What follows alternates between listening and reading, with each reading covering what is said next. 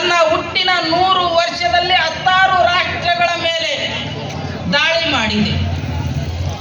ಅಲ್ಲಿರುವ ಪರಂಪರೆಯನ್ನ, ಅಲ್ಲಿರುವ ಸಂಸ್ಕೃತಿಯನ್ನ, ಅಲ್ಲಿರುವ ನಂಬಿಕೆಗಳನ್ನ ನಾಶ ಮಾಡಿದೆ. ಇವತ್ತಿನ ಇರಾಕ್ ಇದೆ, ಇರಾನ್ ಇದೆ, ಇವತ್ತು ಅದು ಇಸ್ಲಾಮಿಕ್ ರಾಷ್ಟ್ರ.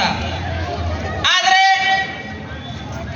ಆ ಇಸ್ಲಾಮಿನ ಹೊಡೆತಕ್ಕೆ ತುತ್ತಾಗಿ ಆ ಅಗ್ನಿಯನ್ನ, ಸೂರ್ಯನನ್ನ ಆರಾಧನೆ ಮಾಡುವಂತ ಇರಾಕ್ ಮತ್ತು ಇರಾನ್ ಇವತ್ತು ಸಂಪೂರ್ಣವಾಗಿ ಒಬ್ಬ ದೇವನನ್ನ, ಒಂದು ಗ್ರಂಥವನ್ನ ಪೂಜಿಸುವ ಮಟ್ಟಕ್ಕೆ ಇವತ್ತು ಬಂದಿದೆ.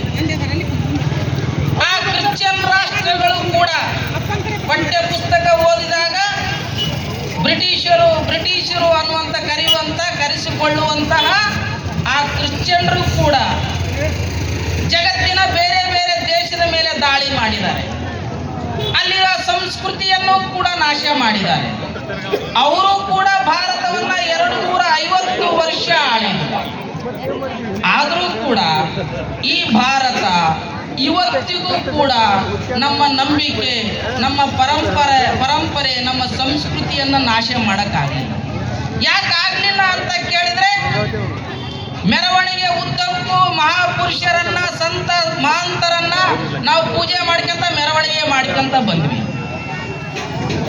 ಈ ನೆಲದಲ್ಲಿ ಭಾರತ ಮಾತೆಯ ಮುಕ್ತಿಗಾಗಿ, ಧರ್ಮ ಸಂರಕ್ಷಣೆಗಾಗಿ ಲಕ್ಷಾಂತರ ಜನ ತಮ್ಮ ಪ್ರಾಣವನ್ನ ಬಲಿ ಕೊಟ್ಟು ಈ ಸಂಸ್ಕೃತಿಯನ್ನ, ಈ ನಾಗರಿಕತೆಯನ್ನ ಉಳಿಸಿದ್ದಾರೆ. ಅದರಲ್ಲಿ ರಾಣಾ ಪ್ರತಾಪ ಇರ್ಬೋದು, ಪೃಥ್ವಿರಾಜ ಚವ್ಹಾಣ ಇರ್ಬೋದು, ಛತ್ರಸಾಲ ಇರ್ಬೋದು, ಕರ್ನಾಟಕದ ವಿಜಯನಗರ ಸಾಮ್ರಾಜ್ಯ ಇರ್ಬೋದು, ಅಕ್ಕ ಬುಕ್ಕ ಇರ್ಬೋದು, ಗಂಡುಗಲಿ ಕುಮಾರರಾಮ ಇರ್ಬೋದು, ಕೃಷ್ಣ ದೇವರಾಯ ಇರ್ಬೋದು, ಬ್ರಿಟಿಷರ ವಿರುದ್ಧ ಚೆನ್ನಮ್ಮ ಇರ್ಬೋದು, ಸಂಗೊಳ್ಳಿ ರಾಯಣ್ಣ ಇರ್ಬೋದು, ಸಾವರ್ಕರ್ ಇರ್ಬೋದು, ಸುಭಾಷ್ ಚಂದ್ರ ಬೋಸ್ ಇರ್ಬೋದು, ಹೆಸರು